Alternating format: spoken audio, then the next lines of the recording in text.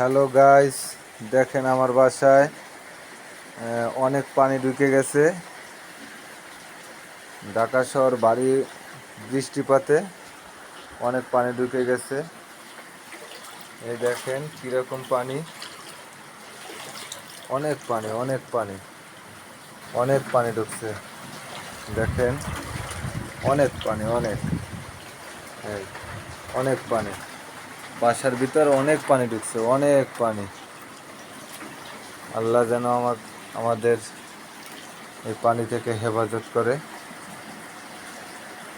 সবাই আমাদের জন্য দোয়া করবেন।